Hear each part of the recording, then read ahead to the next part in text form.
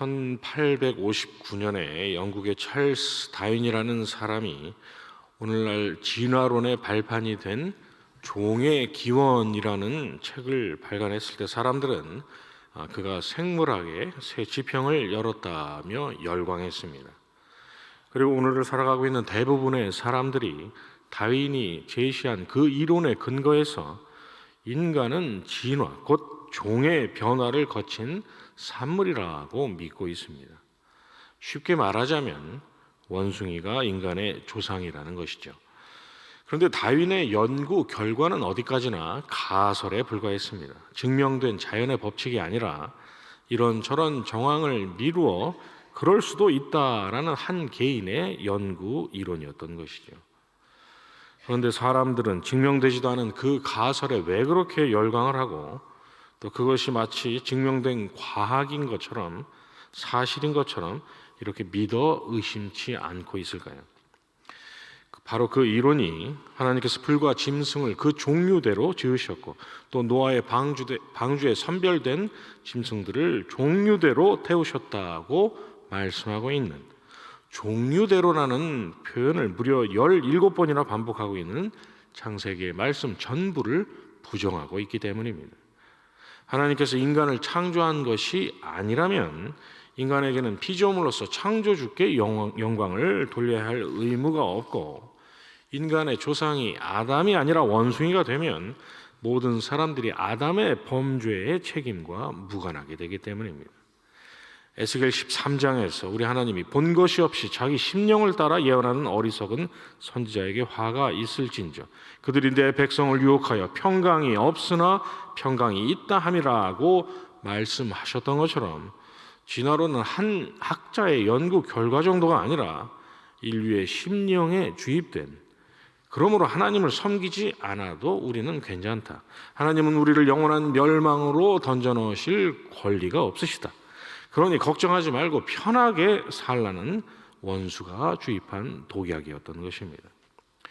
따라서 저와 여러분이 전능하사 천지를 만드신 하나님 아버지를 믿는다라는 사도신경의 고백은 그저 하나님이 살아계시고 하나님께서 그만큼 전능하시다라는 것을 믿는다는 수준 정도가 아니라 내가 하나님을 영화롭게 해야 할 직무를 벌인 자의 후손으로서 그와 동일한 운명을 피할 수 없게 되었음을 인정하고 내가 지으심을 받은 하나님의 피조물로서 하나님의 영광에 이르지 못하는 그래서 멸망당에 마땅한 존재임을 자복하는 가난한 심령의 고백이 포함되어야 하는 것입니다.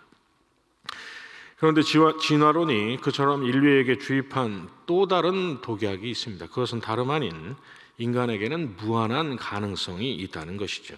물고기가 무트로 올라와서 땅의 짐승이 되고 또 땅의 짐승이 날개를 가진 새가 되는 것처럼 시간이 지날수록 인간이라는 존재는 지금보다 더 나은 존재로 변화해 나간다는 것입니다. 그러나 그러한 인류의 희망은 두 번의 세계 대전을 통해서 산산조각이 납니다. 그러한 희망이 사실이라면 그토록 참혹한 만행은 일어나지 말았어야 했기 때문입니다.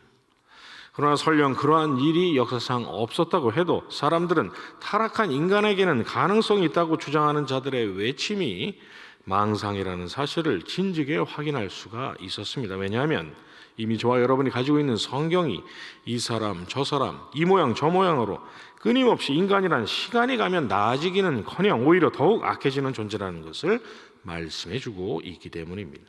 오늘 우리가 읽은 본문이 기록된 열왕기상 16장의 말씀 전체가 우리에게 그것을 말씀하고 있는 것이죠. 저와 여러분이 시간 관계상 전부 읽지는 않았지만 성경은 열왕기상 16장에 등장하는 북이스라엘의 4명의 왕들이 전부 악했다고 말씀하고 있고 특히 오므리라는 왕이 등극했을 때는 그가 악을 행하되 그 전에 모든 사람보다 더욱 악하게 행했다고 말씀하고 있고 그리고 우리가 읽은 본문처럼 아합이 왕이 됐을 때에는 그가 이전에 모든 사람보다 여호와 보시기에 악을 더욱 행하여 느바세 아들 여로보암의 죄를 따라 행하는 것을 오히려 가볍게 여겼다고 말씀하고 있다는 것을 볼 수가 있습니다. 진화론의 이론대로라면 시간이 갈수록 지난날의 왕들의 죄를 자신들의 거울로 삼아서 나은 왕이 나와야 맞는데 시간이 가면 갈수록 더하면 더했지 결코 덜하지 않았던 악인이 계속 등장했던 것입니다. 사사시대 역시 마찬가지였습니다. 모세와 여호수아가 죽고 난 후에 각기 분배받은 땅에 저마다 흩어져서 지도자 없이 살면서 하나님 앞에서 끊임없이 죄를 반복하던 이스라엘은 결국 레위인의 첩을 강간하고 죽이는 창세기 19장에서 남녀노소 할 것 없이 몰려들어서 두 천사를 겁탈하려 했던 그 소돔과 고모라와 전혀 다를 바 없는 지경에까지 이르렀습니다. 그러나 사사시대 이스라엘이나 또 아수르에게 멸망당하기까지 단 한 명의 선한 왕도 없었던 북이스라엘은 그렇다 쳐도 남유다는 그래도 히스기야나 요시야를 비롯해서 몇 명의 선한 왕들이 있었으니 조금 나은 자들입니까? 그러면 뭐합니까? 히스기야는 유다 역사상 가장 악했던 므낫세를 낳았고 요시야 이후 왕들 역시 북이스라엘 왕들과 전혀 다를 바가 없었는데 말입니다. 에스겔 3장에서 또 의인이 그 의에서 돌이켜 악을 행할 때에는 이미 행한 그 의인은 기억할 바 아니라 하신 우리 하나님의 말씀처럼 하나님 앞에서는 북이스라엘이나 남유다나 50보 100보였던 것이죠. 그래서 남유다 역시도 하나님께서 바벨론의 손에 넘겨주셨던 것입니다.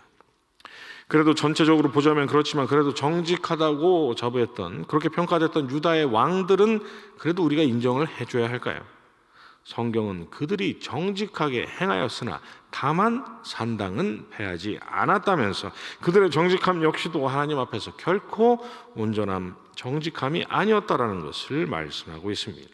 하나님께 일천번제를 드리고 부귀영화 대신 지혜를 구하고 하나님을 위해서 성전을 봉헌한 솔로몬은 어땠습니까? 무려 1000명의 아내와 함께 솔로몬은 이스라엘을 우상의 백화점으로 만들었습니다. 그런 그가 아내 이세벨과 함께 북이스라엘을 온통 무당의 천지로 만든 그런 아합 왕과 다를 바가 무엇이란 말입니까? 다윗은 말할 필요가 있습니까? 다윗이 아무리 하나님 앞에서 정직하게 행했다 해도 그가 우리아의 아내를 빼앗았던 그 범죄는 악인 사울조차도 행하지 않았던 세상이 혀를 찰 만한 일이었습니다. 당대의 완전한 자여 하나님과 동행하던 노아는 벌건 대낮에 술에 취해 있는 완전한 자라는 말이 무색할 정도의 모습을 보여줬고 하나님으로부터 온전하고 정직하여 하나님을 경외하며 악에서 떠난 자라고 극찬을 받았던 욥은 고난 가운데서 무지한 말로 생각을 어둡게 하는 자, 트집잡아 전능자와 다투는 자, 하나님을 탓하는 자가 되어 있었습니다. 그런데 왜 우리는 이따금씩 아니 매우 자주 그런 욥이나 노아나 다윗과 솔로몬 같은 왕들을 바라보면서 나도 노력하면 저들처럼 될 거라는, 나도 저들처럼 행하면 하나님께서 기뻐하실 거라는, 그래서 하나님께서 나를 의로운 자로, 온전한 자로, 마음에 합한 자로 인정해 주실 거라는 그런 생각을 하곤 하는 것일까요?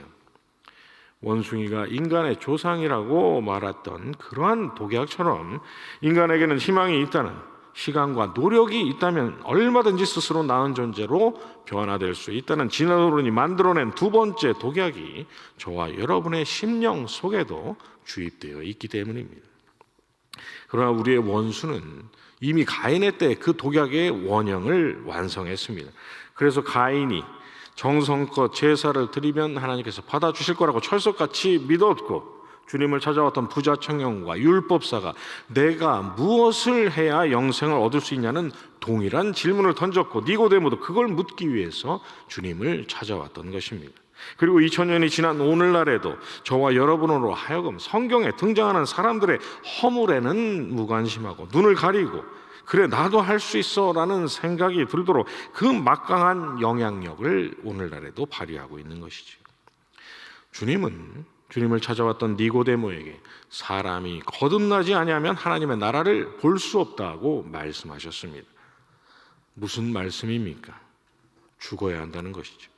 니고데모는 자신이 뭘 해야 할지를 알기만 하면 영생에 이를 가능성이 자기에게 있다고 주님을 찾아왔지만 주님은 그에게 너는 어떠한 가능성도 없으니 하나님 앞에서 의로운 자여 온전한 자여 마음에 합한 자로 서기를 원한다면 죽고 다시 태어나는 일밖에는 없다고 말씀하신 것입니다. 그래서 노아와 욥을 비롯한 모든 하나님의 사람들의 삶에는 언제나 늘 번제가 있었고, 다윗과 솔로몬의 마음이 언제나 성전을 향했고, 히스기야와 요시야가 그 전무후무한 우상 철폐와 함께 그전에는 한 번도 그렇게 드려본 적이 없던 아주 성대한 유월절을 지켰던 것입니다. 그들의 완전함과 의로움과 정직함은 그들의 가능성에서 나오는 것이 아니라 철저히 그들로 하여금 죽고 다시 태어나도록 하신 하나님의 구속의 은혜의 결과였던 것이죠.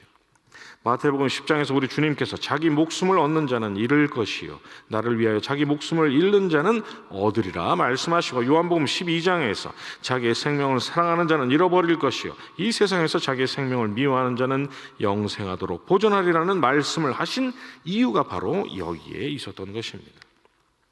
그렇다면 저와 여러분이 이렇게 거듭나게 하시는 하나님의 은혜로 이렇게 성도가 되었으니 이제 우리는 얼마든지 능히 선을 행할 수 있는 그런 존재로 진화된 것입니까? 세상 사람들에게는 없는 가능성이 저와 여러분에게는 있는 것일까요? 그렇지 않습니다. 하나님의 의롭다 하신 선언으로 저와 여러분의 신분이 바뀌었을 뿐 육신을 입고 있는 우리의 본질은 아직 여전히 죄인입니다. 그래서 그토록 신실했던 하나님의 신실하던 사람들의 삶에, 그리고 하나님의 자녀요 백성이요 성도인 저와 여러분의 삶에 이따금씩 허물과 죄가 발견되곤 하는 것입니다. 그래서 고린도전서 15장에서 사도가 무엇을 이야기합니까? 형제들아, 내가 그리스도 예수 우리 주 안에서 가진 바 너희에게 대한 나의 자랑을 두고 단언하노니 나는 날마다 죽는다고 말했습니다.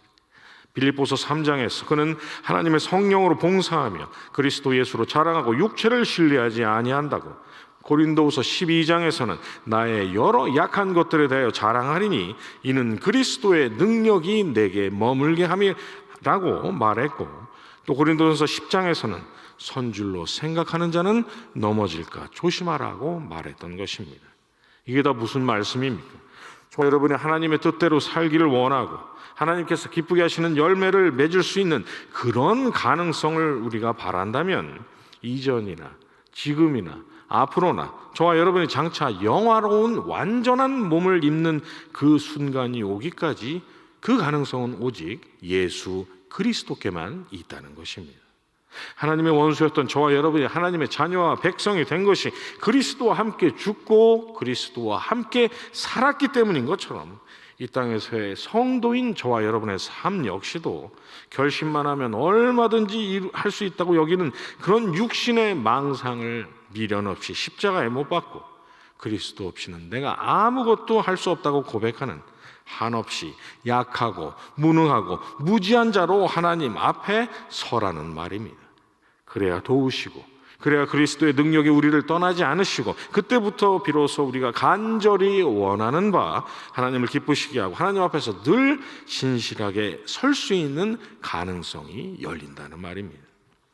말씀을 사모하고 계신다면, 그렇다면 말씀 가운데서 반드시 그리스도를 발견하시기 바랍니다. 그리고 그 발견되신 그리스도를 여러분의 마음과 생각 가장 앞에 모시기 바랍니다. 그리고 한 가지 더, 우리의 심령 정중앙에 계신 우리 주님 앞에서 온전히 여러분 자신을 무능하고 무익한 자로 인정하는 그 자리에서 조금이라도 떠나지 마시기 바랍니다.